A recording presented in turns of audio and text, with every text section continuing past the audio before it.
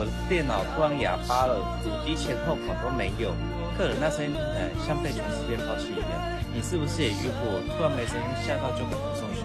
以为是喇叭坏了，音效卡烧了，准备喷钱？别紧张，90%几率你只是被微软阴了。那就像在你背后偷偷把设定改掉。你先看右下角喇叭图示是不是变成荧幕名称？因为 HDMI 线也有可能会把声音抓去给荧幕输出。你只要点一下选为你真正的喇叭就好。这不是技术，这是底层逻辑的快速储存。相信新加逻辑加数位界隆重美颜。